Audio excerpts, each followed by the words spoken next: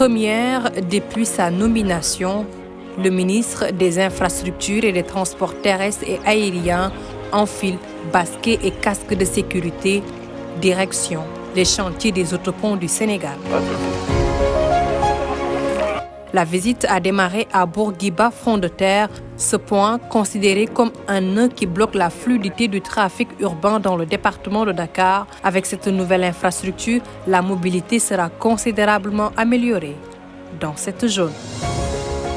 Nous avons démarré par le pont du front de terre, l'autopont. Les travaux avancent bien.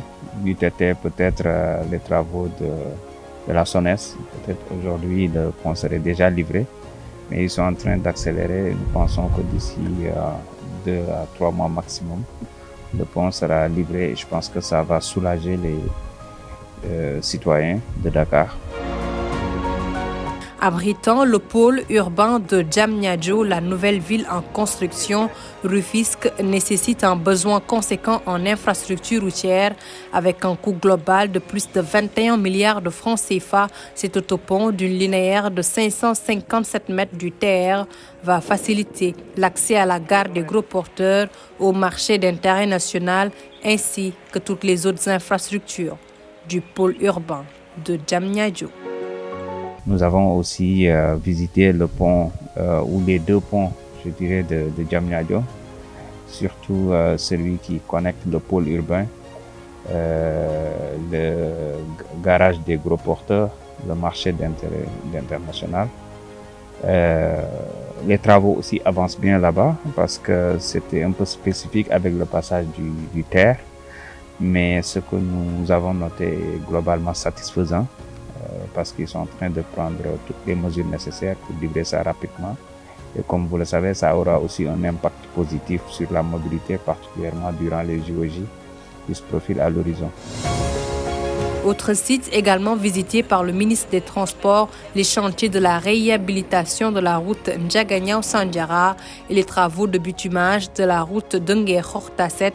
L'aménagement de ces axes va permettre justement, entre autres, le désengorgement des zones rurales. Ce programme spécial va surtout faciliter l'accès aux services et équipements sociaux de base, mais aussi améliorer les échanges économiques dans les zones citées. Une étape importante aussi, c'est Ndiaganiao, puis que ça fait partie du programme spécial de désenclavement. Donc c'est Ndiaganiao, Sandiara, c'est aussi Tasset Ndiaganiao entre autres, donc Nguekho aussi. Seulement les travaux étaient un peu à l'arrêt ou ralentis dû à des problèmes peut-être de mobilisation financière. Maintenant le nécessaire est en train d'être fait par AGEROUTE et ses partenaires. Et donc les travaux ont repris et nous pensons qu'au moins le tronçon Ndiaganiao-Sandiara sera livré peut-être dans 3-4 mois.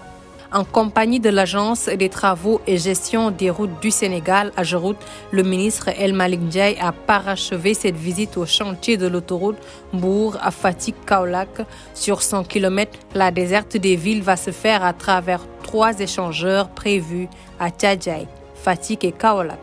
Ce projet ambitieux prend par ailleurs en compte les gros porteurs. Nous avons pris l'autoroute Mbour-Kaolack, disons, qui est sur un linéaire de 100 km.